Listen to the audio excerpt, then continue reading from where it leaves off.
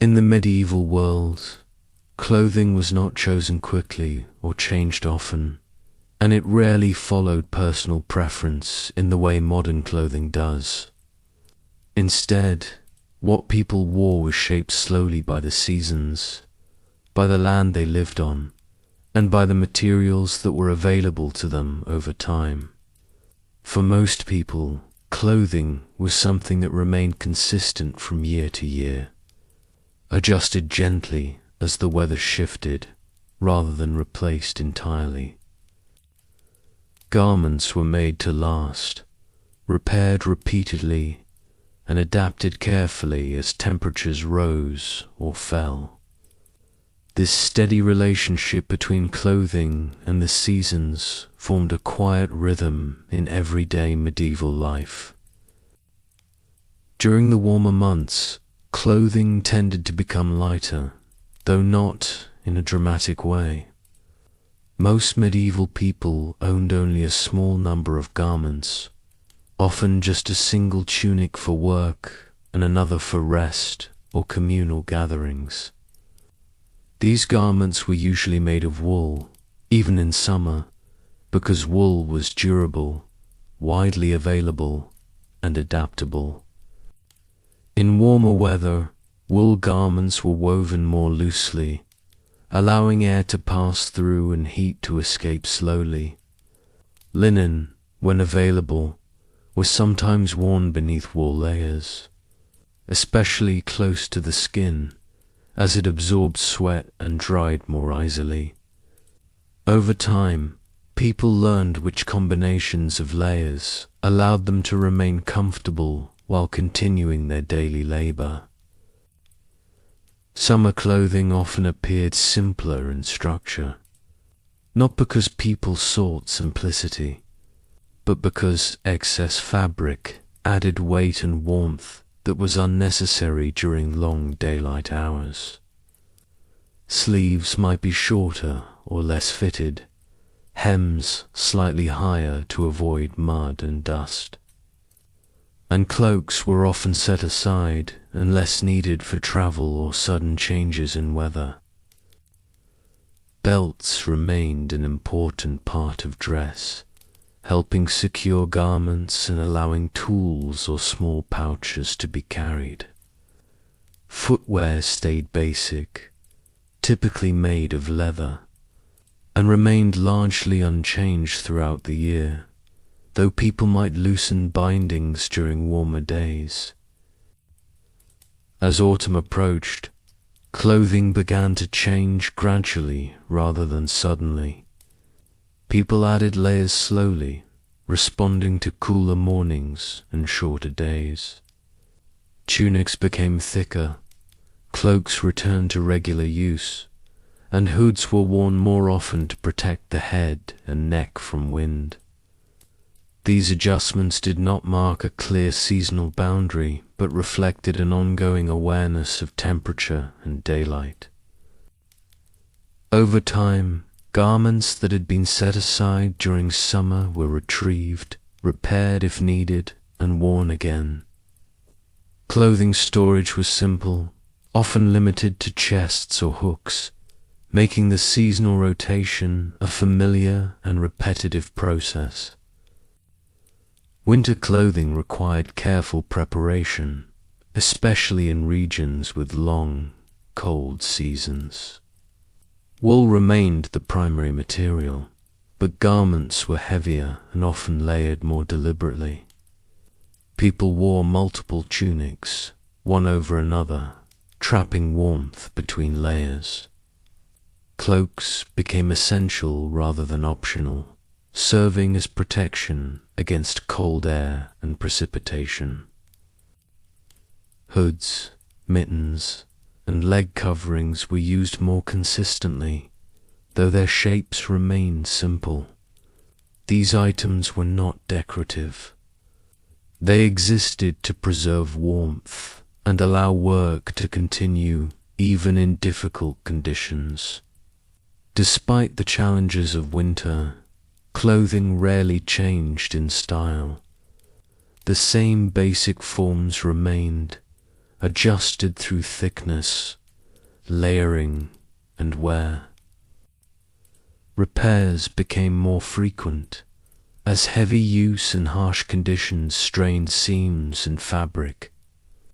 Over time, people developed habits around caring for winter clothing, drying garments near hearths, brushing off dirt and snow, and mending damage before it worsened. These routines were quiet and repetitive, forming part of daily life without drawing much attention. Spring brought another gradual transition. As temperatures rose, heavy layers were removed one by one, not all at once. Cloaks were worn less frequently, inner layers became fewer, and garments were aired out after months of use. People inspected their clothing carefully, noting which items would last another year and which would need replacement or extensive repair. This seasonal shift was not rushed. It unfolded slowly, much like the changes in the land itself, reinforcing the close connection between clothing, environment, and time. Throughout the year, medieval clothing reflected patience and continuity. People did not dress to mark seasons visually, but adjusted their garments quietly to remain comfortable and protected. These changes were subtle, often unnoticed by others, yet deeply familiar to those who lived through them year after year. Clothing followed the seasons without spectacle, moving at the same steady pace as medieval life itself.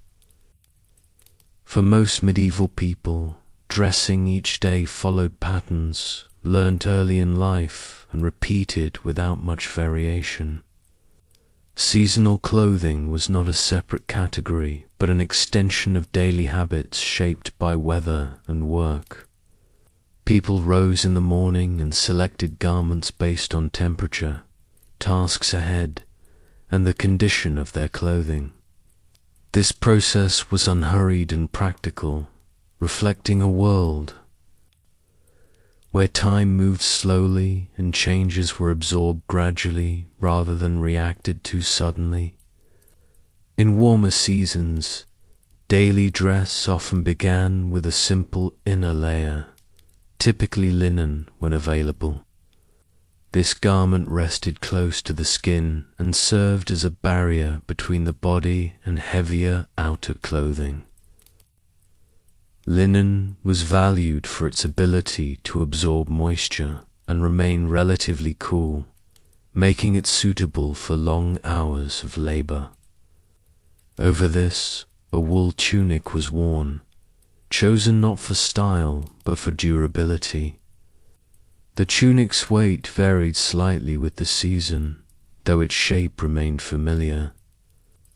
Over time, people learned how different tunics felt during different kinds of weather and selected accordingly. As days grew longer in summer, people often adjusted their clothing during the day itself. Sleeves could be loosened, belts relaxed, and cloaks removed entirely. These small changes allowed for comfort without altering the basic structure of dress. Clothing was rarely removed fully during work, as modesty and habit encouraged consistency. Even in heat, garments remained in place, providing protection from sun, insects, and rough materials encountered during labor. Autumn introduced a need for balance. Mornings could be cold, afternoons warm, and evenings cool again. People responded by layering thoughtfully, adding or removing cloaks as needed. This constant adjustment became second nature, requiring little conscious thought.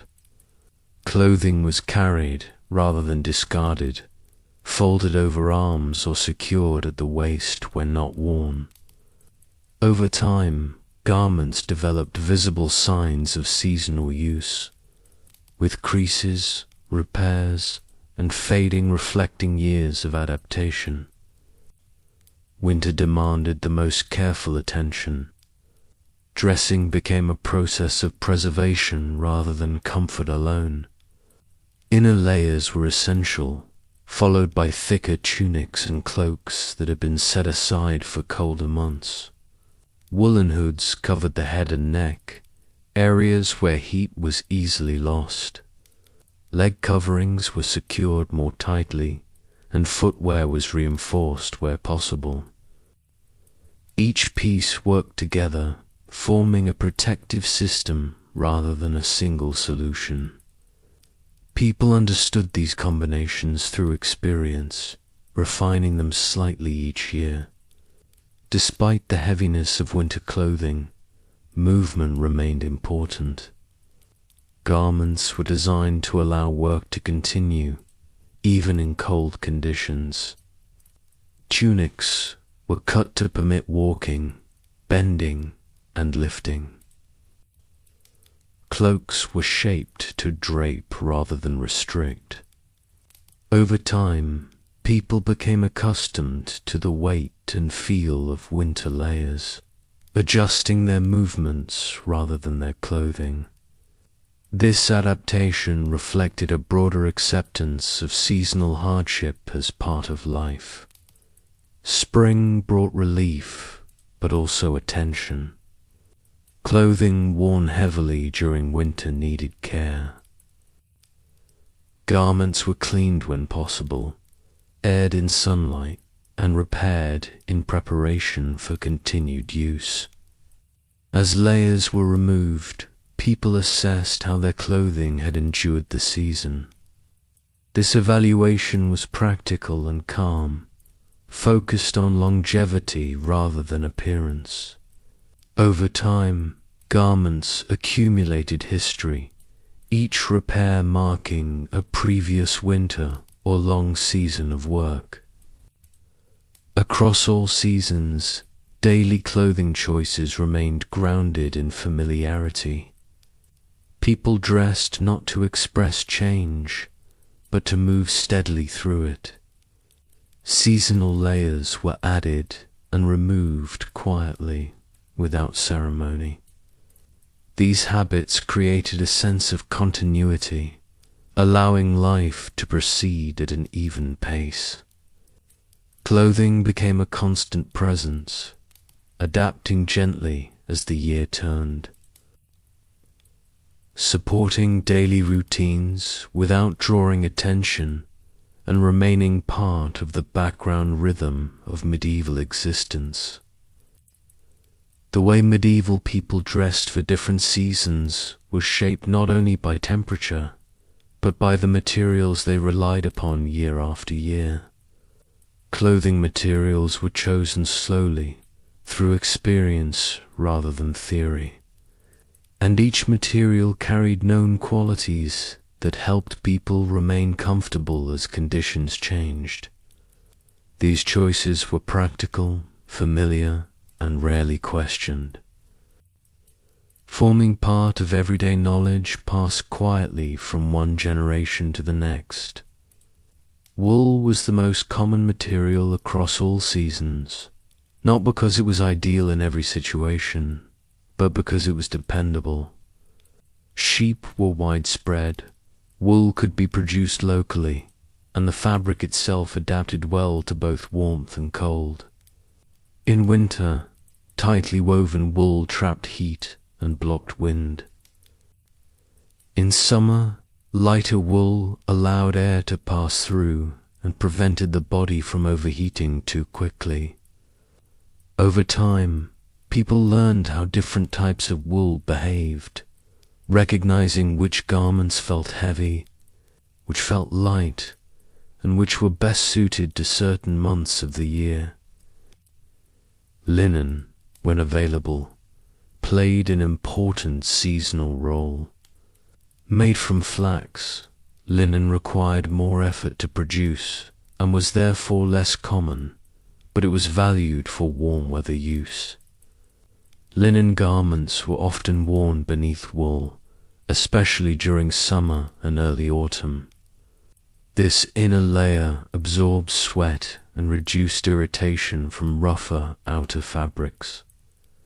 Linen also dried more quickly, making it useful during periods of frequent washing or heavy labor. People who owned linen garments used them carefully, reserving them for seasons when their qualities mattered most. The seasonal use of materials was not rigid. People adapted based on circumstance rather than rules. A heavier wool tunic might still be worn in summer if no alternative existed, while a lighter garment could be layered in winter when supplies were limited.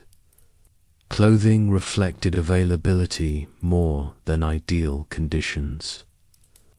Over time, these compromises became normal, and people learned how to adjust their behavior rather than their garments, working slower in heat or seeking shelter during cold. Animal skins and leather also contributed to seasonal dress, particularly in colder months. Leather shoes were worn year-round, but thicker leather or added linings were preferred in winter. Simple leather cloaks or sheepskin garments appeared in colder regions, offering additional insulation.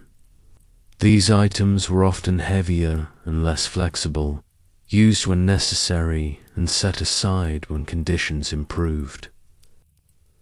Their presence in seasonal dress reflected adaptation rather than abundance.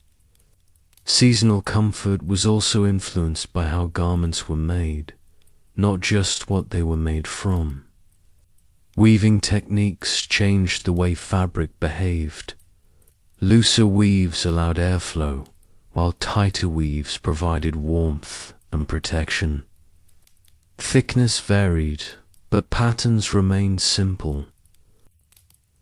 People recognized these differences by touch and use, not by measurement. Over time, familiarity replaced instruction, and clothing choices became intuitive. Dye also played a subtle role in seasonal clothing. Darker dyes absorbed more heat and were often associated with winter garments, while lighter, undyed fabrics appeared more frequently in warmer months. This was not a strict rule, but an observation that influenced practice. Many garments remained undyed, displaying natural tones of wool and linen that changed little across seasons. These muted colors blended with the environment and reinforced the calm visual consistency of medieval life. Care and maintenance affected seasonal comfort as well. Clean, well-brushed wool retained its insulating properties better than neglected fabric. Linen required regular washing to remain comfortable in heat. People understood these needs through repetition. Seasonal routines developed around caring for clothing, such as airing garments in spring or brushing wool during winter. These actions supported comfort without altering the garments themselves. Across the year, materials worked quietly in the background, shaping how people experienced each season. Clothing did not announce the arrival of summer or winter, but adjusted subtly, responding to temperature, moisture, and use. Through careful material choice and long familiarity, medieval people created a stable system of dress that supported daily life without interruption. Comfort emerged not from change, but from steady adaptation over time. Seasonal clothing in medieval life was closely tied to work, and the demands of daily labor often mattered more than the calendar. People dressed not to mark seasons, but to remain able to perform necessary tasks, regardless of weather. Fields needed tending, animals required care, and households depended on steady effort throughout the year.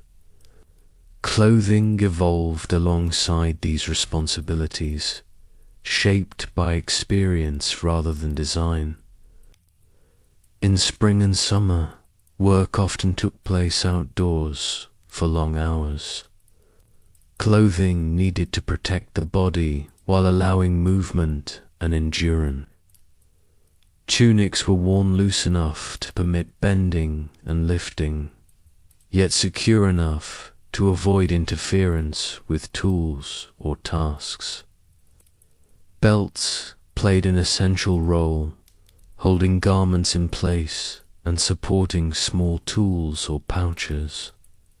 Sleeves might be rolled or tied back, not as a fashion choice, but to prevent wear and discomfort during repetitive motion. Sun exposure influenced clothing choices as well. Even in warm weather, garments covered much of the body, shielding skin from prolonged sunlight. Cloaks were sometimes worn loosely over the shoulders during travel, offering shade rather than warmth.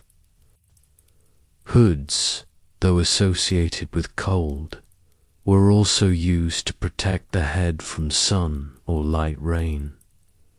These adaptations reflected a practical understanding of weather that extended beyond temperature alone. Autumn work required a balance between warmth and flexibility. Harvest activities involved long days outdoors, often beginning in cool mornings and continuing into warmer afternoons.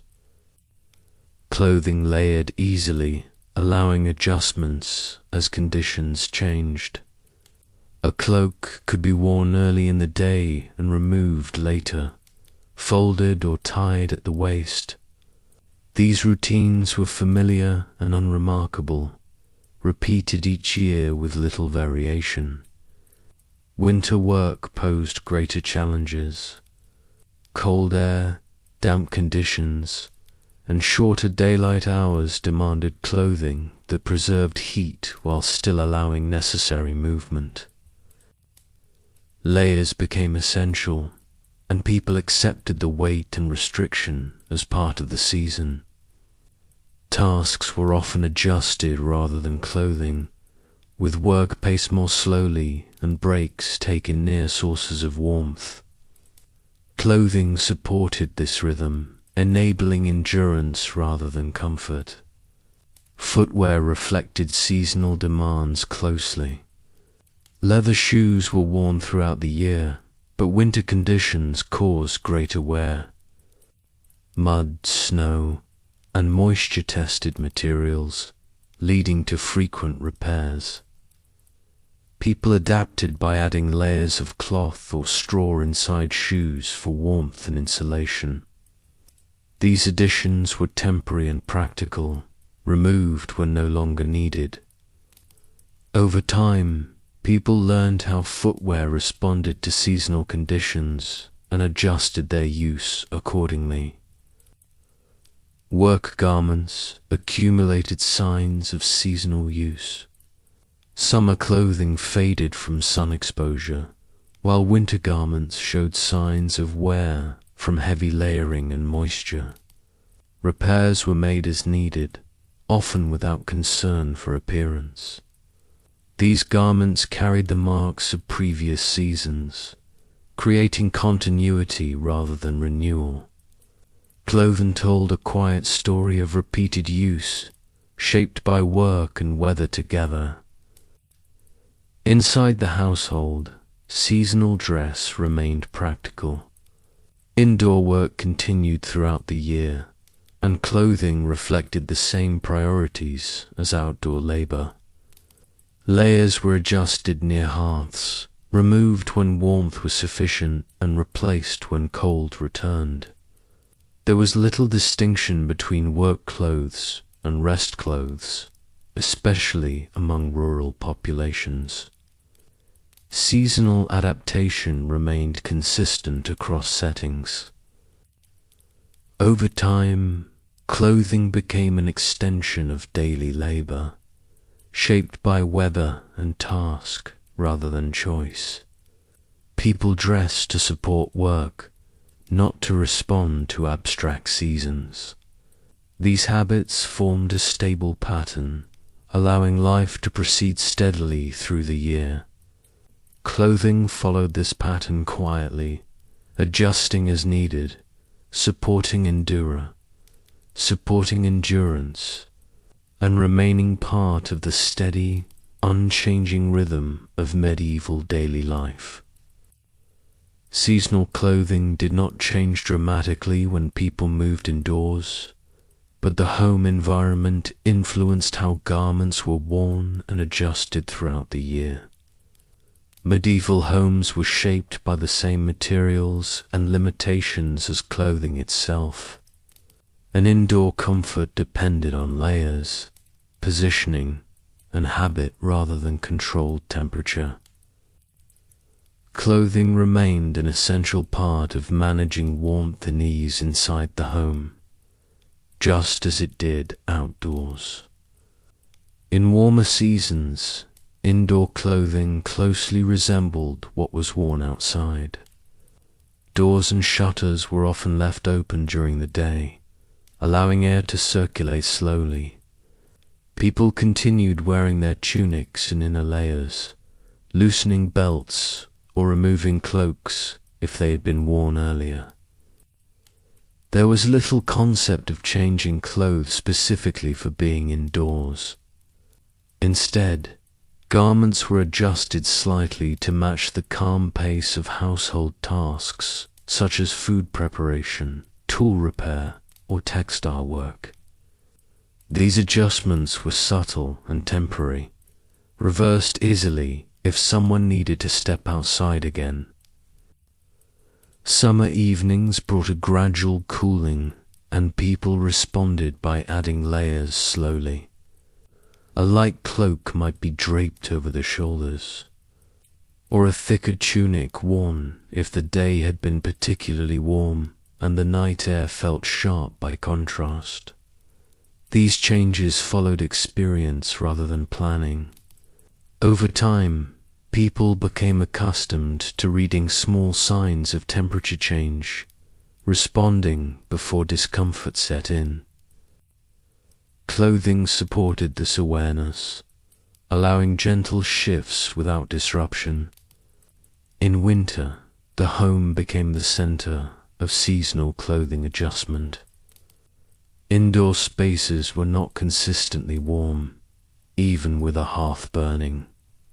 Heat concentrated near the fire and faded quickly toward walls and doorways. Clothing compensated for this uneven warmth. People wore most of their winter layers indoors, removing only outer cloaks if they became too warm near the fire. Tunics, hoods, and leg coverings remained in place, preserving heat when moving away from the hearth. Sleeping clothing followed similar patterns. There were no specialized night garments in most households. People slept in the same layers they wore during the day, perhaps removing a cloak or heavy outer tunic if conditions allowed. In colder months, additional coverings such as blankets or extra cloaks were used rather than changing clothing. This practice reinforced continuity, with garments serving multiple purposes across waking and resting hours. The hearth influenced seasonal routines closely. In winter, clothing was dried and warmed near the fire, but care was taken to avoid damage. Wool garments were turned and adjusted slowly, absorbing warmth without direct contact with flames. Linen layers were dried thoroughly to prevent discomfort. These actions were repeated daily, becoming part of the rhythm of winter life. Clothing maintenance and comfort blended into the same quiet routines. Spring and autumn required constant indoor adjustment. Cool mornings and evenings contrasted with warmer afternoons, even inside the home. People added or removed layers as needed, often without fully changing garments. This flexibility allowed life to continue smoothly despite fluctuating temperatures. Clothing supported these transitions, adapting quietly rather than demanding attention. Throughout the year, indoor clothing habits reflected continuity rather than change. People dressed to remain prepared, comfortable, and able to respond to shifting conditions without interruption. Seasonal differences were felt through small adjustments rather than distinct wardrobes. Clothing remained familiar, stable, and present, forming a constant layer between the body and the world, both inside and out. Children's clothing in the medieval period followed the same seasonal principles as adult dress, but with additional considerations shaped by growth and practicality. Garments for children were designed to last as long as possible, often oversized and adjusted over time. Seasonal changes were managed through layering and modification rather than replacement, allowing clothing to serve through multiple stages of childhood. In warmer seasons, children typically wore simple tunics made from lighter materials or older garments passed down and altered. These tunics allowed freedom of movement and could be belted or loosened as needed. Children spent much of their time outdoors, and their clothing needed to withstand wear from play and work alike. Sleeves might be shortened or rolled, hems adjusted to prevent tripping, and belts used to secure garments during activity. These changes were practical and reversible, supporting seasonal comfort without creating separate garments. As temperatures cooled, children's clothing adapted gradually. Additional layers were added beneath tunics, often using older or worn garments repurposed for warmth. Cloaks and hoods were shared within households, sized loosely so they could fit multiple children. These items were not owned individually in many cases, but used as needed. Seasonal dress for children reflected household resources rather than personal ownership. Winter presented particular challenges for growing bodies. Children needed warmth, but heavy clothing could restrict movement and make work or play difficult. Families balanced these needs by layering lightly but consistently. Tunics were worn over inner garments, cloaks added for outdoor tasks, and hoods used to protect the head and neck. Footwear was often the same year-round, with additional insulation added during cold months. These adjustments were temporary and practical, removed when conditions allowed. Clothing repairs were especially common for children's garments. Knees, elbows, and hems showed signs of wear quickly. Seasonal changes provided opportunities for mending, with heavier winter garments repaired before the cold set in and lighter garments adjusted for summer use. Over time, children's clothing carried visible signs of growth, with seams let out and hems lowered as needed. These modifications allowed garments to remain useful across seasons and years. Spring marked a time of reassessment.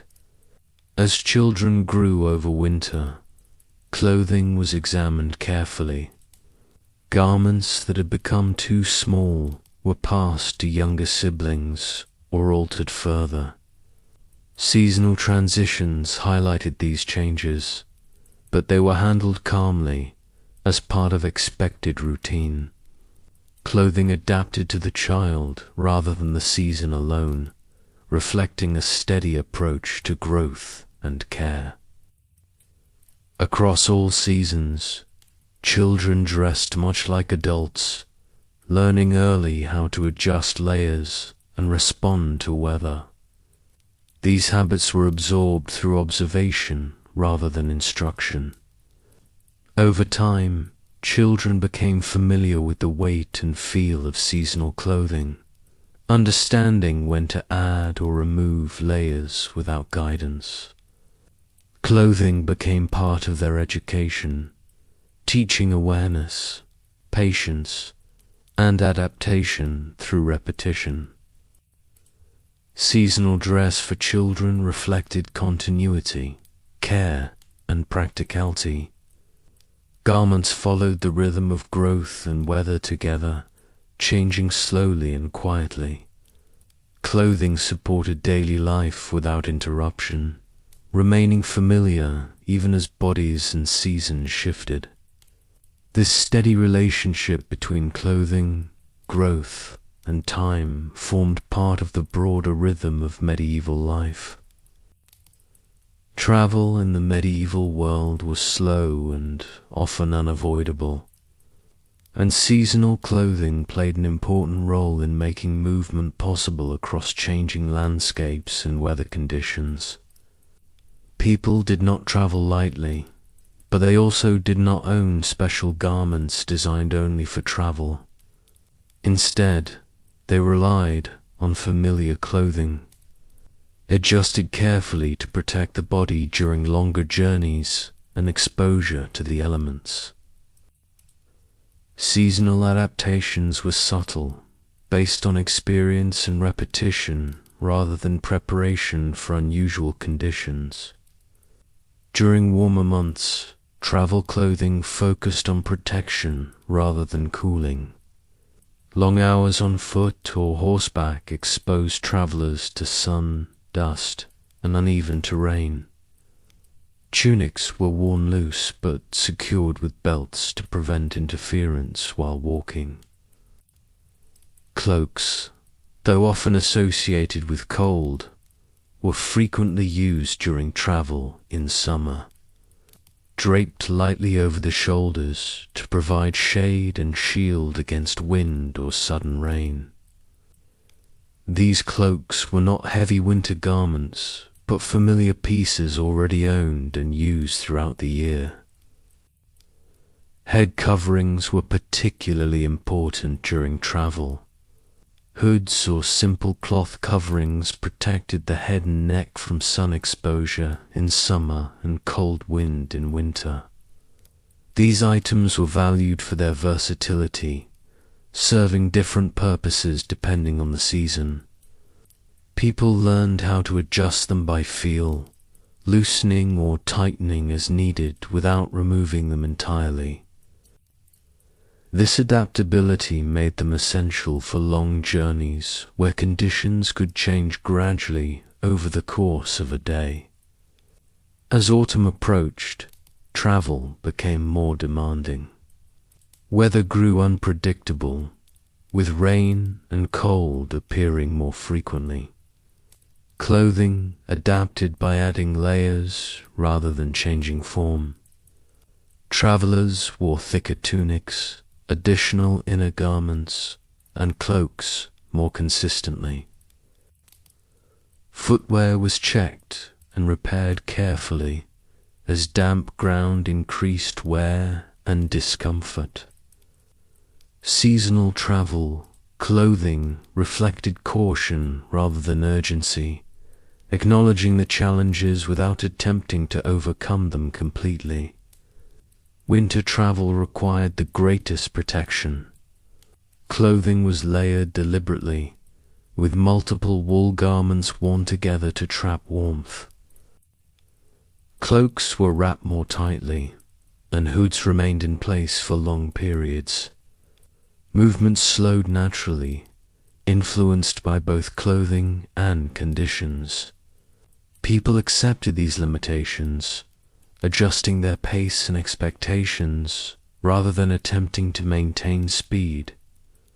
Clothing supported endurance, allowing travel to continue when necessary, but never encouraging excess movement. Rain and snow affected garments over time. Wool's ability to repel moisture helped maintain warmth, but prolonged exposure required drying and care. Travelers stopped to air garments when possible, turning cloaks and tunics to prevent dampness from settling. These practices were familiar and routine, part of the shared knowledge of seasonal travel. Clothing maintenance became as important as clothing choice itself. Seasonal travel, clothing carried visible signs of use. Edges frayed, seams loosened, and fabrics soft with repeated wear. These changes were not hidden or corrected immediately. Instead, they became part of the garment's character, reflecting journeys taken across different seasons. Clothing accumulated history quietly, supporting movement without drawing attention. Across the year, travel reinforced the importance of steady adaptation. People dressed not to conquer weather, but to move alongside it. Seasonal clothing provided protection without promise, allowing journeys to continue slowly and carefully. These habits shaped how people experienced distance and time, reinforcing a calm acceptance of seasonal change through clothing that remained familiar, reliable, and quietly supportive. Seasonal clothing also shaped how people appeared during communal gatherings, though these occasions did not lead to dramatic changes in dress. Social events, such as markets, festivals, or religious observances, followed the same seasonal rhythms as daily life. People wore their best available garments, but these garments were still shaped by weather, material, and habit rather than display. Seasonal adjustments remained subtle, reinforcing continuity rather than difference. In warmer seasons, gatherings often took place outdoors, and clothing reflected this setting. Tunics were clean and carefully arranged, belts adjusted neatly, and cloaks worn lightly or not at all depending on temperature. Lighter garments were favored when available, though the basic forms remained unchanged. People did not dress to stand out, but to appear orderly and prepared. Seasonal comfort mattered, allowing individuals to remain present without distraction. Markets brought people together for extended periods, and clothing needed to support standing, walking, and waiting. Summer heat encouraged looser arrangements, while still maintaining modesty and familiarity.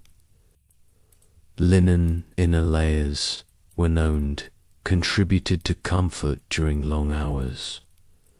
These garments were not visible to others, but their presence influenced how people experienced social space. Clothing worked quietly, supporting attention rather than drawing it. Autumn gatherings reflected gradual change. Cloaks appeared more frequently, hoods were worn more often, and fabrics grew heavier. These changes were shared across the community, creating a visual consistency that reflected the season. No single garment announced the arrival of colder weather. Instead, the collective adjustment of dress made the change apparent over time. People recognized the season through shared appearance rather than individual expression. Winter gatherings were shaped strongly by clothing. Cold conditions, limited outdoor activity, and gatherings often moved closer to shelter or hearths. People arrived wrapped in layers, cloaks pulled close, hoods in place. Once inside, garments were adjusted rather than removed entirely. Clothing remained part of the gathering, contributing to the atmosphere of closeness and quiet endurance. Seasonal dress reinforced the seriousness and restraint of winter life. Despite these differences, social clothing did not differ greatly from work clothing. Garments were cleaner, better maintained, and arranged with care, but they followed the same seasonal logic. There were no separate wardrobes for celebration.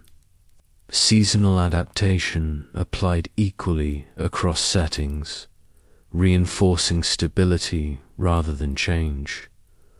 Clothing supported social interaction by remaining familiar and unobtrusive. Children and elders followed the same patterns. Seasonal clothing adjustments were shared across age groups, creating a sense of unity. People recognized one another through familiar forms and colors, slightly altered by season but never transformed. This continuity supported calm social interaction, allowing gatherings to unfold without distraction. Over time, seasonal clothing became part of collective memory. People remembered gatherings not by what was worn, but by how clothing felt in that season. Warmth, weight, and comfort shaped experience more than appearance. Clothing moved quietly through social life, adapting to weather and occasion without emphasis, reinforcing the steady rhythm of medieval communal existence. Clothing in the medieval world was never static, and its relationship with the seasons was shaped as much by care and repair as by wearing. Garments were expected to last for many years, sometimes for a lifetime, and seasonal change provided regular moments for inspection, maintenance, and quiet renewal. This ongoing care allowed clothing to remain useful across shifting weather, without the need for constant replacement. As seasons changed, people examined their garments closely. Spring often revealed the wear left behind by winter. Heavy wool tunics and cloaks, used daily during cold months, showed thinning at the elbows, fraying along hems, and strain at seams. These signs were familiar and anticipated. Repair did not begin with urgency, but with patience. People sat in steady light, using simple tools to mend slowly, reinforcing fabric where needed and extending the life of garments through careful attention. Summer presented a different rhythm of care. Lighter garments were worn more frequently and exposed to dust, sweat, and sunlight. Linen inner layers required regular washing to remain comfortable. This process was time-consuming and deliberate, involving soaking, rinsing, and drying garments in open air. Wool garments were brushed rather than washed, preserving their structure and insulating qualities. These practices were repeated throughout the season, becoming part of daily routine rather than special effort. Autumn brought preparation. As colder weather approached, people ensured that winter garments were ready. Cloaks were checked, hoods inspected, and tunics examined for weaknesses that might worsen in cold or damp conditions. Repairs made in autumn were careful and thorough, intended to prevent discomfort during winter rather than respond to it later. This seasonal foresight reflected experience gained over many years. Winter care focused on preservation. Dampness posed a constant threat to clothing, especially wool. Garments were dried near hearths, turned regularly to avoid stiffness or damage. Care was taken not to expose fabric directly to flame. These actions were slow and attentive, repeated daily as part of household life. Clothing remained close, often worn while being dried, reinforcing the continuity between care and use. Seasonal repair also reflected social patterns. Garments passed between family members as needs changed. Older clothing became inner layers. Children's garments were altered for younger siblings, and worn items were repurposed rather than discarded. Seasonal transitions highlighted these movements, but they occurred quietly, without ceremony. Clothing flowed through households in response to growth, weather, and wear. The materials themselves influenced repair practices. Wool responded well to mending, allowing patches and reinforcement without losing function. Linen, while lighter, required careful stitching to prevent tearing. Leather needed conditioning to remain flexible across seasons. These material-specific practices were learned through repetition, forming a shared understanding of how clothing behaved over time. Seasonal care extended beyond physical repair. People adjusted how they wore garments to extend their usefulness. Heavier clothing was reserved for colder months, lighter garments protected from unnecessary wear. These decisions were practical and unremarkable, guided by habit rather than instruction. Clothing longevity depended on restraint as much as repair.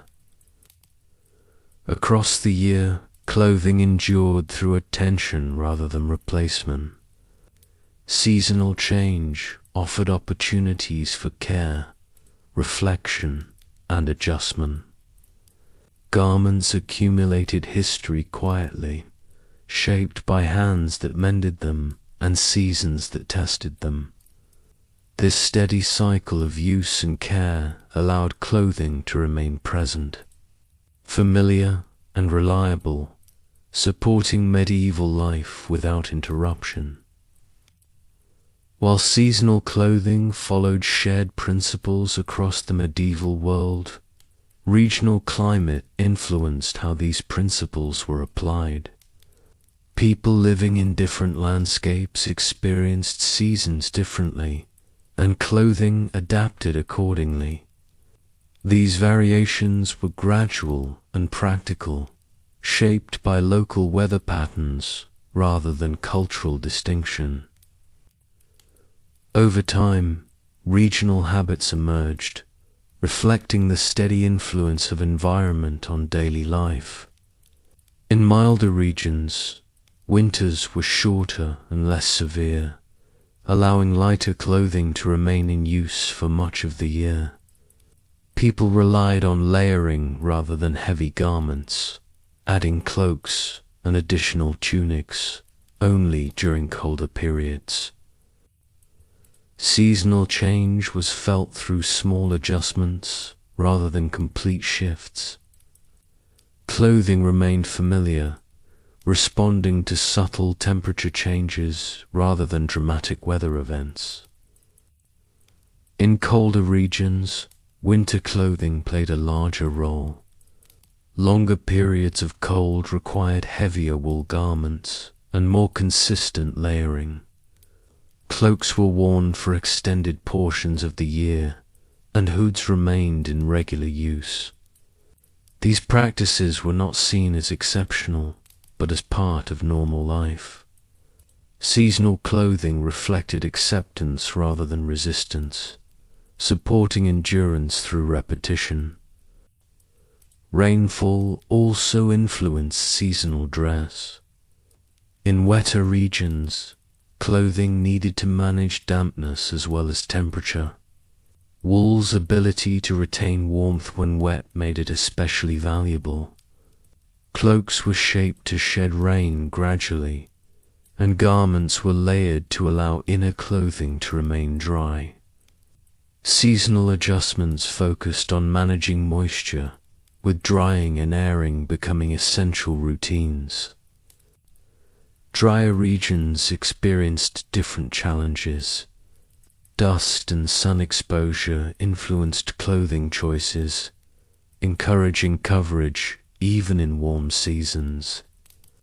Lighter garments protected skin while allowing airflow. Seasonal change was marked more by light and heat than by cold, shaping how clothing was worn rather than what was worn. These adaptations reflected familiarity with local conditions rather than deliberate design. Altitude affected seasonal clothing as well. Communities in higher elevations experienced colder temperatures and stronger winds. Clothing adapted through thicker layers and more consistent use of cloaks. These garments were not distinct in style, but in weight and use. Seasonal variation was intensified, but still managed through familiar forms and materials. Despite regional differences, the core structure of medieval clothing remained consistent. Tunics, cloaks, belts, and hoods appeared across landscapes, adjusted quietly to suit local climate. This consistency reinforced shared experience while allowing adaptation. Clothing connected people across regions, even as it responded to specific conditions. Seasonal variation taught patience. People learned how their clothing responded to local weather over years of use. These lessons shaped habits rather than rules, creating a steady relationship between environment and dress. Clothing did not change to follow fashion or identity, but to support life within a particular landscape. Across regions and seasons, medieval clothing reflected continuity. Differences existed, but they unfolded slowly, shaped by climate and time. Garments adapted quietly, supporting daily life without emphasis. Through steady use and regional familiarity, clothing remained a constant presence, bridging seasons and landscapes with calm reliability. As people moved through different stages of life, their relationship with seasonal clothing deepened rather than changed. Age did not introduce new styles of dress, but it shaped how garments were used, adjusted, and understood across the year. Seasonal clothing became part of routine, closely tied to memory and habit, reinforcing stability rather than marking transition. For adults engaged in daily labor, seasonal clothing followed patterns established early and reinforced over time. By adulthood, people rarely needed to think consciously about how to dress for a given season. The feel of the air, the light of the morning, and the expected work of the day guided choices automatically. Clothing was selected by touch and familiarity, with heavier garments chosen when needed and lighter ones set aside without reflection. These habits were not rigid, but they were consistent, shaped by years of repetition. Older adults often wore clothing that reflected accumulated experience. Garments were chosen for reliability rather than novelty. Seasonal changes were anticipated quietly, with layers added or removed earlier than younger people might choose. This sensitivity reflected long familiarity with the body's response to cold and heat. Clothing supported comfort and endurance, allowing older individuals to continue participating in daily life without strain. Seasonal habits also influenced how clothing was arranged and stored. People kept garments close at hand, ready to respond to sudden changes in weather. Cloaks were hung near doorways, hoods placed where they could be reached easily, and extra layers folded nearby during transitional seasons. These arrangements reflected foresight developed over time, reducing the need for adjustment during moments of discomfort. Routine reinforced seasonal awareness. Certain garments became associated with particular months, not through appearance but through memory. The weight of a cloak, the feel of a thick tunic, or the looseness of a lighter garment signaled the time of year. These associations were personal and shared within households, passed on through observation rather than instruction.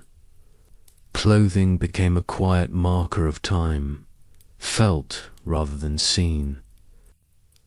Seasonal habit extended to care and movement. People adjusted their pace according to clothing and weather, walking more slowly in heavy layers and moving more freely when garments were lighter. These changes were accepted as natural, not resisted.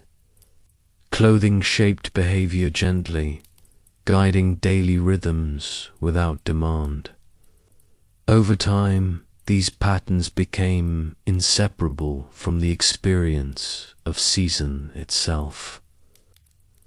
In later years, clothing often carried deeper familiarity. Garments worn across many seasons held memory, repaired repeatedly and shaped to the body.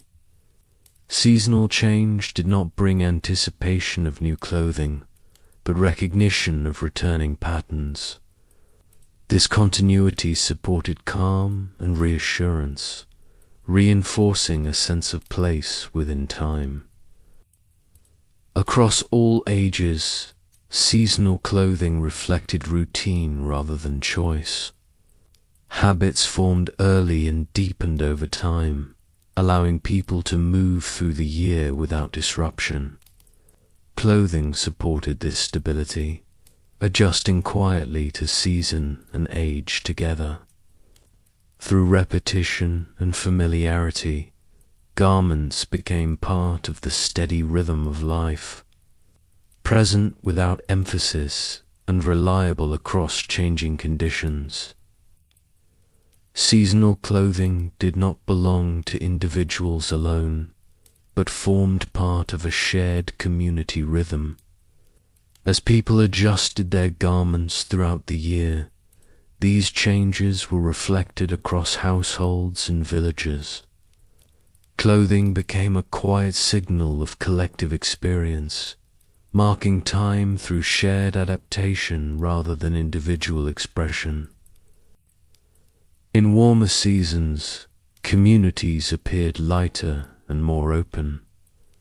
Cloaks were seen less often, garments were arranged loosely, and colors appeared softer under bright light.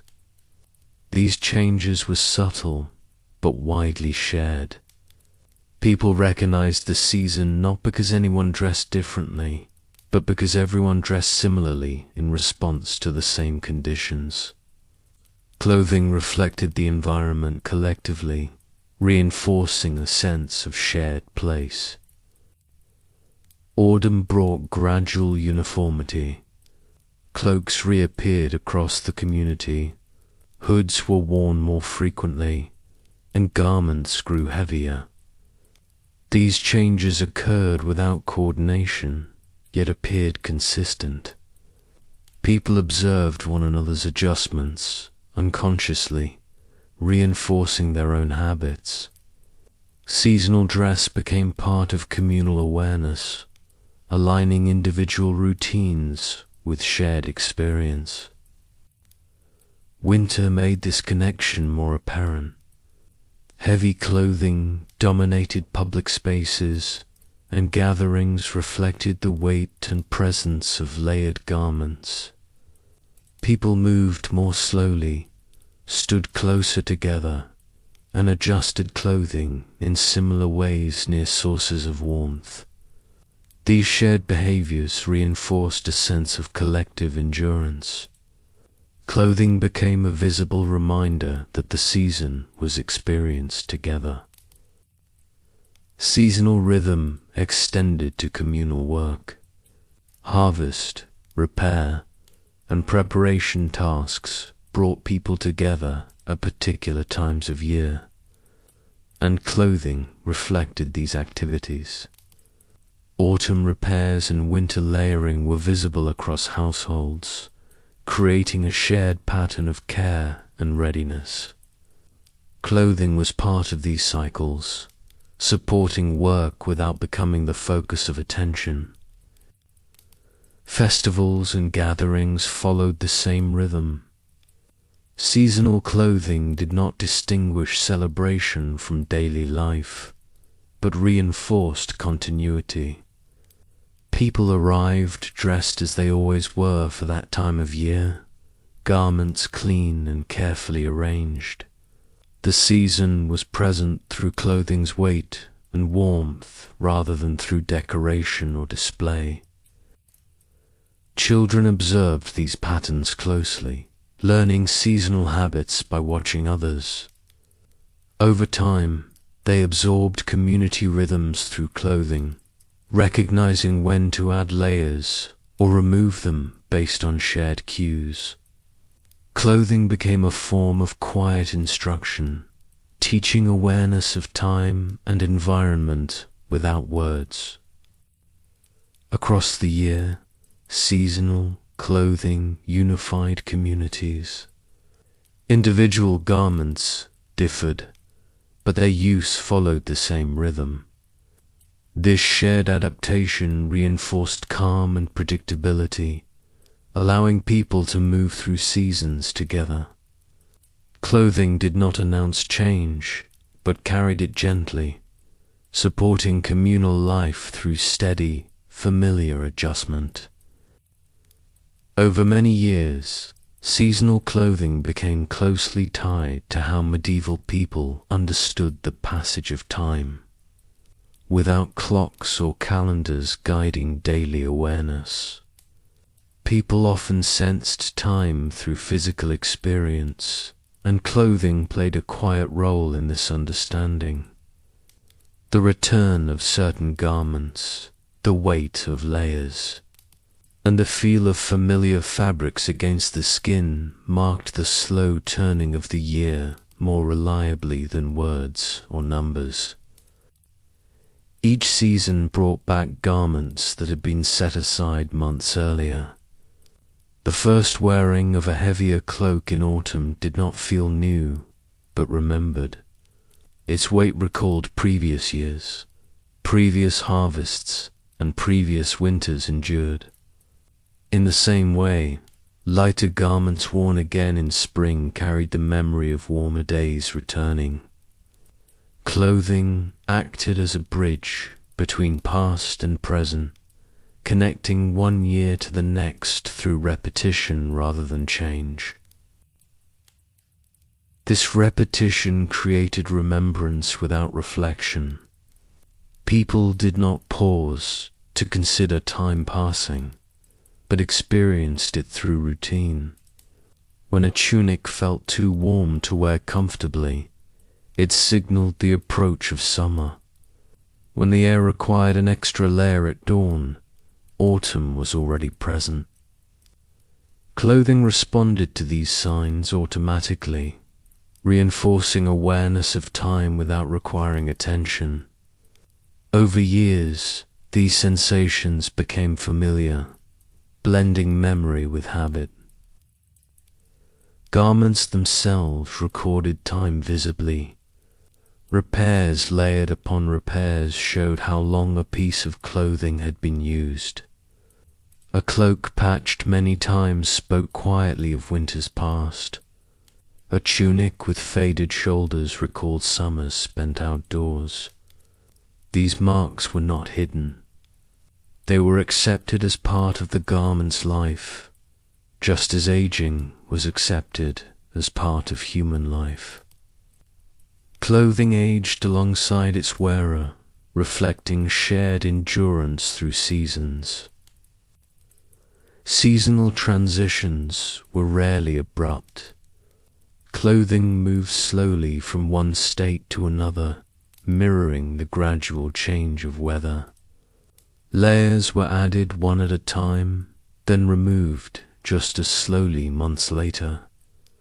This gentle pacing supported calm and continuity. There was no sense of urgency to prepare or adapt. Clothing allowed people to move with the season rather than react to it. For older members of the community, clothing carried deeper temporal meaning. Garments worn across decades became familiar companions, their feel unchanged even as bodies aged. Seasonal changes brought reassurance through repetition. The same cloak returned each winter, the same lighter tunic each summer. These returns reinforced stability, offering comfort through familiarity rather than novelty.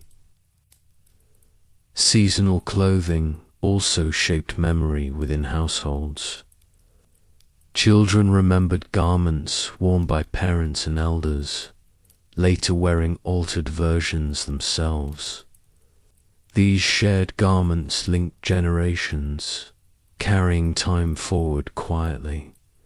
Clothing did not mark individual years, but connected them into a continuous flow. Seasonal repetition reinforced this continuity, allowing time to pass without disruption. Through steady use and adaptation, clothing became a quiet measure of time. It marked seasons not through appearance, but through sensation and habit. The year turned gently, guided by temperature, light, and familiar layers. Clothing supported this movement without emphasis, remaining present as time passed slowly and predictably through medieval life. The simplicity of seasonal clothing contributed to emotional steadiness in medieval life. Because garments changed little in form and were adjusted gradually, clothing rarely caused surprise or discomfort. This predictability supported a calm relationship with the seasons, allowing people to move through the year without anxiety or anticipation.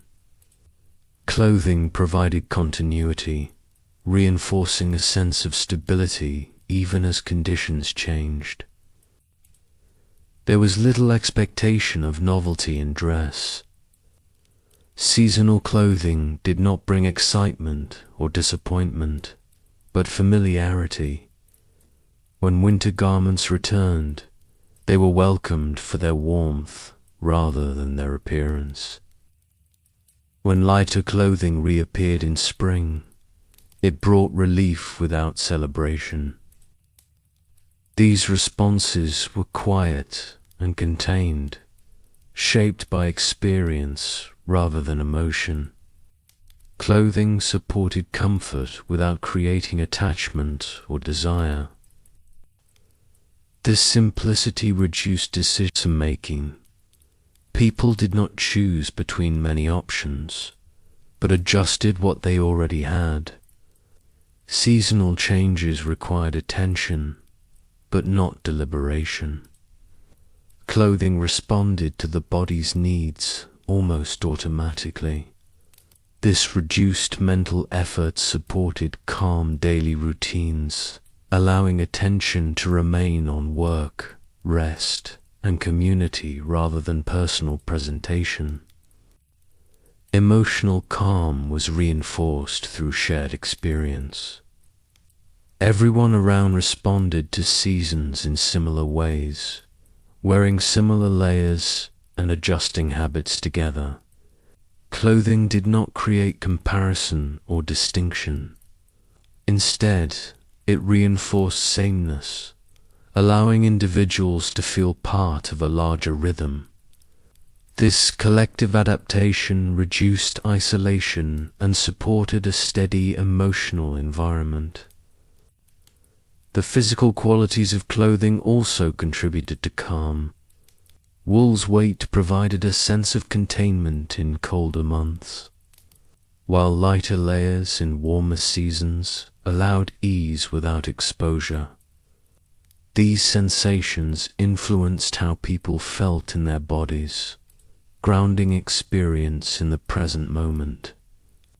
Clothing became part of the sensory environment, supporting comfort through touch and familiarity. Seasonal clothing also shaped rest. During colder months, heavier garments encouraged slower movement and longer periods near warmth. In warmer seasons, lighter clothing supported longer daylight activity, followed by gradual rest as evening cooled. These patterns aligned with natural rhythms, reinforcing balance rather than disruption. Clothing supported these cycles without instruction or force. Over time, emotional responses to seasons became muted and steady. Clothing did not promise improvement or signal hardship, but offered continuity. Each season brought familiar adjustments rather than change. This consistency allowed people to accept weather and time as they came, without resistance. Clothing supported this acceptance by remaining constant in form and purpose. Through simplicity and repetition, seasonal clothing contributed to emotional calm. Garments changed slowly, quietly, and predictably. They did not demand attention or provoke response. Instead, they supported a steady experience of time, weather, and daily life. Clothing remained present without emphasis, reinforcing peace through familiarity as the seasons passed. Seasonal clothing shaped not only how medieval people appeared, but how they experienced their own bodies throughout the year. Because garments changed gradually and followed familiar forms, the body was rarely startled by sudden differences in weight, texture, or restriction. Clothing adjusted slowly alongside temperature and daylight, allowing the body to remain settled within each season. This quiet relationship supported physical ease and reduced strain, even during periods of discomfort.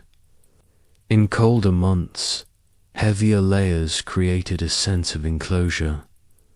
Wool tunics, cloaks, and hoods wrapped the body in steady pressure, holding warmth close and limiting exposure to cold air.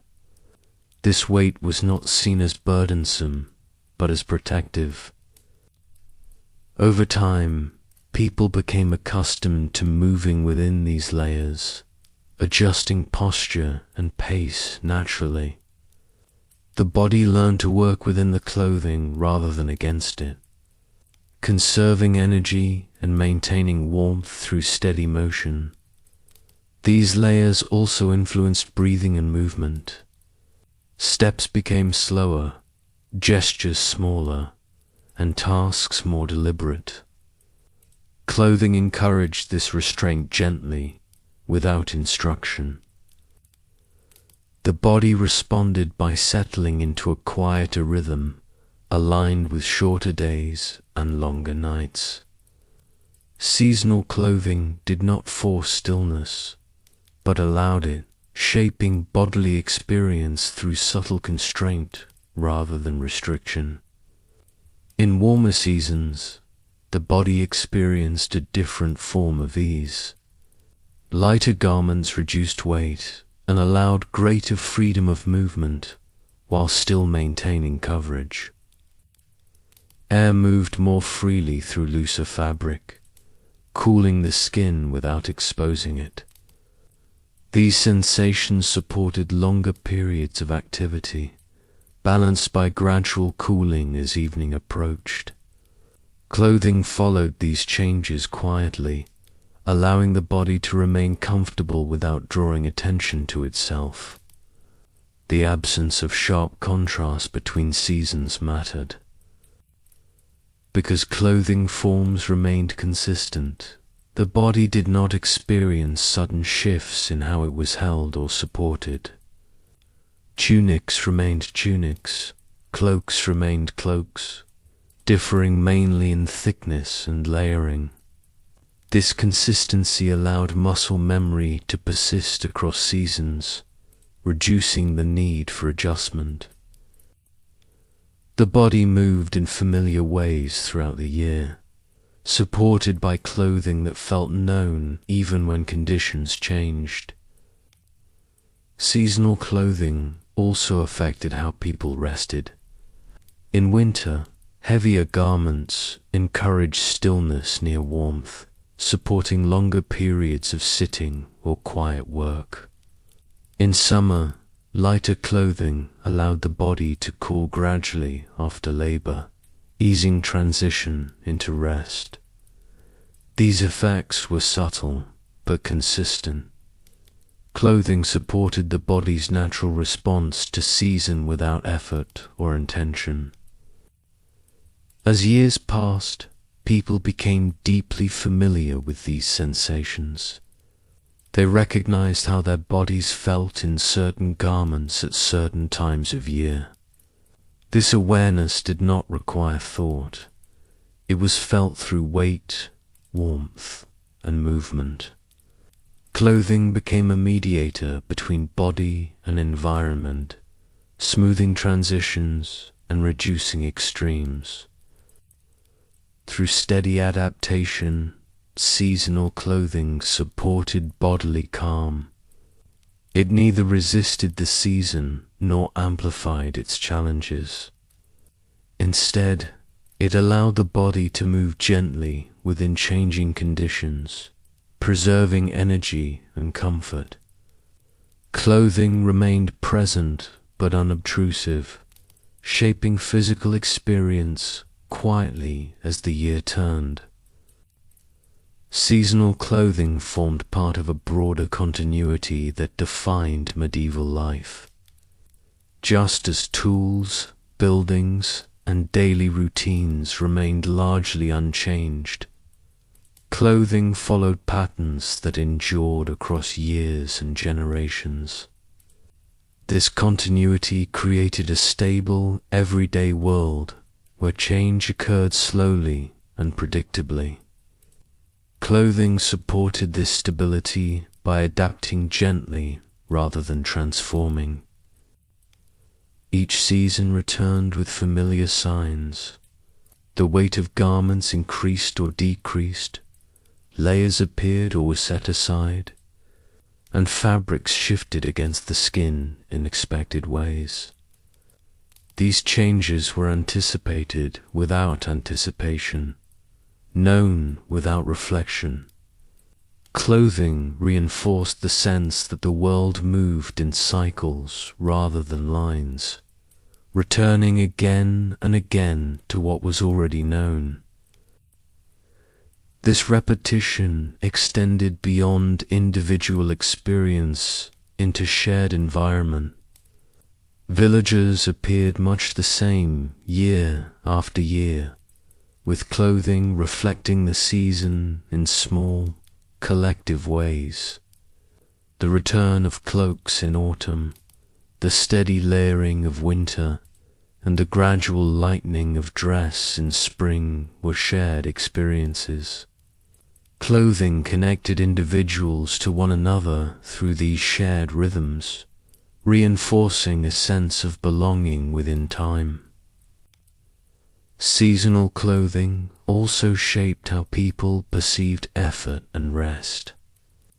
Heavier garments signaled periods of endurance, while lighter clothing allowed ease. These signals were not imposed, but felt. Clothing guided behavior gently, aligning work and rest with environmental conditions. Over time, these patterns became inseparable from daily life, forming an unspoken structure that supported balance. Because clothing rarely changed in form, it did not distract from this structure. There was no expectation of improvement, no anticipation of replacement. Garments remained until they could no longer be repaired, and even then, their materials often continued in other forms. Seasonal change did not bring newness, but renewal through use. Clothing carried forward, shaped by time rather than fashion. This continuity offered reassurance. In a world where uncertainty existed in many areas of life, clothing provided something dependable. Each season returned, and with it the same garments, the same adjustments, the same sensations.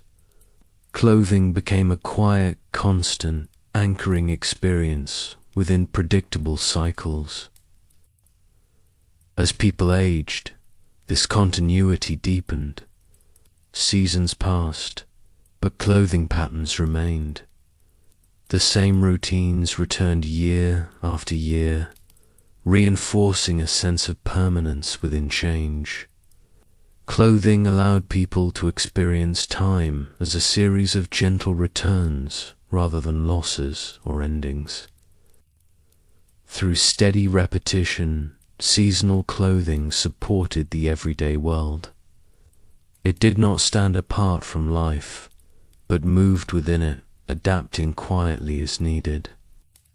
Garments followed the seasons without announcement, reinforcing calm through familiarity. In this way, clothing became part of the stable background of medieval life, present across time, supporting daily existence as the year turned again and again. Seasonal clothing carried memory in a way that did not require storytelling or explanation. For medieval people, memory was often physical rather than verbal, shaped by repeated sensations rather than spoken reflection. Clothing played a central role in this process, holding memory in texture, weight, and warmth as the seasons returned again and again. When a familiar garment was taken out after months of being set aside, it brought recognition before thought. The feel of wool in the hands, the weight of a cloak resting on the shoulders, or the way a belt sat at the waist reminded the body of previous seasons. These sensations did not recall specific events, but a general sense of time passing. Clothing connected the present moment to many similar moments before it, forming continuity through repetition. This kind of memory did not rely on detail. It was not concerned with which winter had been harsher or which summer had been longer. Instead, it held a steady impression of seasons, repeating in familiar ways. Clothing supported this impression by remaining largely unchanged. The same garments returned year after year, altered only by wear and repair. Each return strengthened familiarity rather than marking difference. Even the act of repairing clothing carried memory. Stitching reinforced fabric in places worn by repeated movement, quietly acknowledging the past without dwelling on it. These repairs were often left visible, becoming part of the garment's surface. Over time, people learned where a tunic would din, where a cloak would fray, and where reinforcement would be needed. Clothing taught these lessons gently, through experience rather than instruction. Seasonal memory extended beyond individuals into shared experience. When many people adjusted their clothing at the same time, memory became communal. The return of heavier garments across a village reminded everyone that colder days had come before and would come again. Clothing did not need to signal this openly. The shared adjustment was enough to bring recognition. Children absorbed these memories early. They learned seasons through clothing long before understanding calendars or dates. The addition of layers, the feel of heavier fabric, and the gradual removal of garments in warmer weather taught them the rhythm of the year. These lessons were quiet and continuous, becoming part of bodily awareness rather than conscious knowledge. As people aged, clothing memory deepened. Garments worn across decades became closely tied to the sense of self. Seasonal change did not feel new, but expected. The body recognized the season through clothing before the mind did. This familiarity supported calm acceptance, allowing time to pass without disturbance. In this way, seasonal clothing carried memory without words. It held time gently through repetition and sensation. Garments did not tell stories, but they remembered them, quietly and steadily. Clothing allowed the past to remain present without demanding attention, supporting a calm relationship with time as seasons continued their slow return. Across all aspects of medieval life, seasonal clothing provided a form of quiet stability. In a world where many uncertainties existed, clothing remained one of the most predictable elements of daily experience. Seasons changed, weather shifted, and life presented challenges, but clothing responded in familiar ways. This predictability offered reassurance, allowing people to move through the year with steady confidence. Clothing did not promise comfort in all conditions, but it offered reliability. People knew how their garments would behave in heat, cold, wind, or rain. This knowledge reduced uncertainty.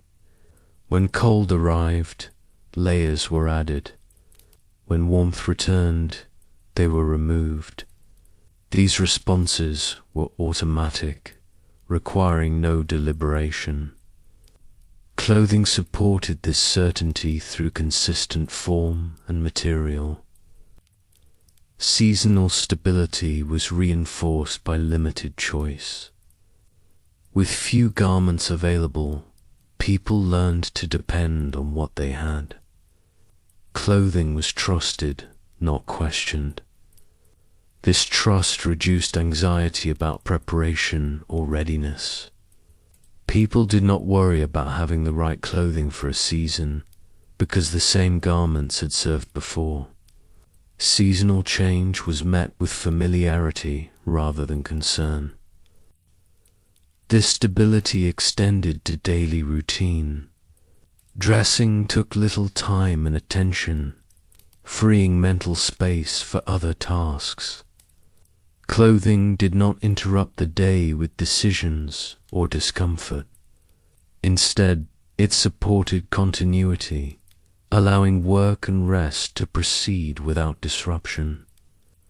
Seasonal adjustment became part of the background, woven into daily life.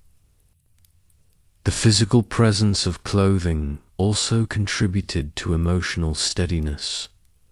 The weight of winter garments offered containment, while lighter summer clothing allowed ease without exposure. These sensations grounded people in the present moment, reducing awareness of discomfort through familiarity. Clothing supported emotional balance by aligning physical sensation with seasonal expectation. Community reinforced this stability. Seeing others dressed similarly confirmed that conditions were shared and understood. Clothing became a visible sign that one was not alone in experiencing the season. This shared adaptation strengthened social cohesion, providing comfort through sameness rather than distinction. Over years and generations, seasonal clothing patterns remained consistent. Garments changed slowly, if at all, and their use followed established rhythms. This continuity connected past and present, reinforcing a sense of permanence within change. Clothing reminded people that seasons would pass as they always had, returning again in familiar ways. Through quiet reliability, seasonal clothing supported medieval life without calling attention to itself. It adapted gently, remained present, and responded predictably. In doing so, it offered stability in a changing world, allowing people to rest within familiar patterns as time moved forward, season by season. One of the most defining qualities of seasonal clothing in the medieval world was the absence of urgency surrounding it. Garments did not demand immediate attention when seasons shifted. There was no moment when people felt suddenly unprepared or improperly dressed. Instead, clothing adapted slowly, allowing time to pass gently without pressure. This lack of urgency shaped how people experienced seasonal change, encouraging patience and calm. When temperatures began to fall, people did not rush to change what they wore. A slightly heavier tunic was chosen, or a cloak was brought along but not always worn. These small decisions accumulated gradually, creating a smooth transition rather than a sudden shift. Clothing followed the weather at a measured pace, often lagging slightly behind it, allowing the body and routine to adjust together. This slow adaptation reduced stress. People were not expected to anticipate the season perfectly. If a morning felt colder than expected, an extra layer could be added later. If an afternoon warmed unexpectedly, a cloak could be loosened or set aside. Clothing allowed flexibility without demanding foresight. This responsiveness supported calm daily life, free from the need to prepare excessively for change. Winter's arrival was handled in the same way. Heavy garments appeared gradually, not all at once. Layers accumulated over days and weeks, responding to experience rather than expectation. This allowed people to remain comfortable without feeling overwhelmed by the season. Clothing did not signal hardship ahead, but adjusted gently as conditions required. The same was true in spring. Layers were removed slowly, often worn longer than necessary simply because they were familiar. There was no rush to lighten clothing. Comfort guided decisions rather than the desire to match the season precisely. Clothing permitted this delay, absorbing small mismatches between weather and habit without consequence. This absence of urgency extended to clothing care. Repairs were made when needed, not preemptively.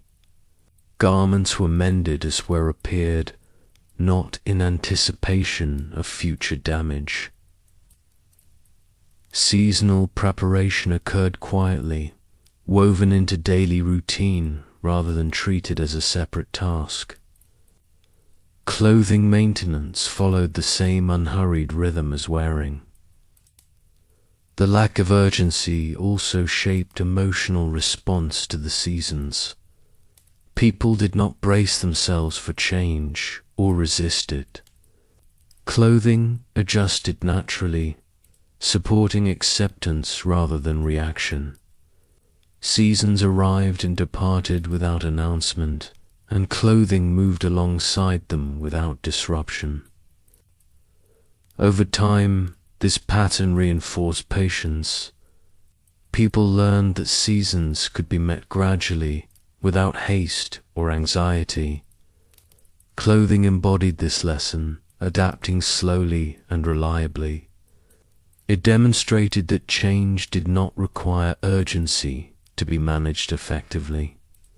Through steady use and gentle adjustment, seasonal clothing allowed life to proceed calmly, supporting endurance without pressure as the year continued its quiet turning. Seasonal clothing ultimately reflected the gentle flow of medieval life itself.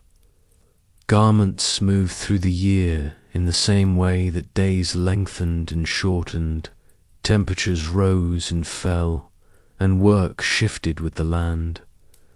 Nothing changed suddenly, and nothing needed to be forced. Clothing followed this rhythm faithfully, remaining present without demanding attention.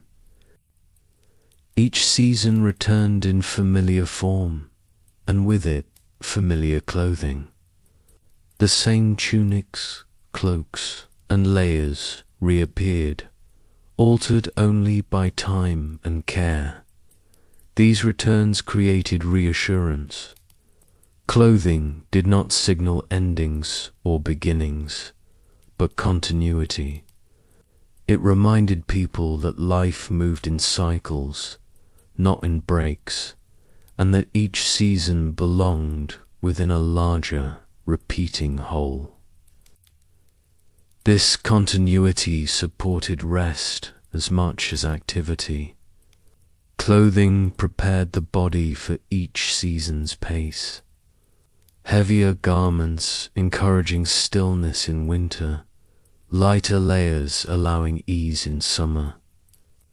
These influences were gentle, shaping behavior without instruction. Clothing aligned physical experience with the environment, smoothing transitions between effort and rest. Because garments were consistent, they did not distract from living. People did not think about clothing often, and when they did, it was with familiarity rather than concern. Seasonal adjustment became instinctive, guided by touch and habit. Clothing allowed attention to remain on the present moment, whether working, resting, or simply moving through the day. Over a lifetime, these patterns accumulated quietly. Seasons passed, garments aged, and routines repeated. Clothing carried these repetitions without comment, supporting life through endurance rather than change. Even as individuals aged and circumstances shifted, seasonal clothing patterns remained steady, offering continuity within personal and communal experience. In the broader world, this steadiness extended across generations.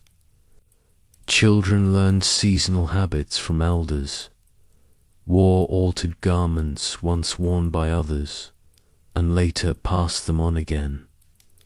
Clothing connected lives across time, reinforcing the sense that each person participated in a shared rhythm larger than themselves. Seasonal clothing did not define medieval life, but it supported it in essential ways. It adapted gently, endured patiently, and responded predictably. Through repetition and familiarity, clothing became part of the quiet background of existence, present in every season yet never demanding notice. As the year continued its slow movement, clothing moved with it, unchanged in form and purpose. Layers were added and removed, garments repaired and reused, and routines repeated. In this steady flow, clothing remained a constant companion, supporting calm, continuity, and rest as life progressed gently through the seasons.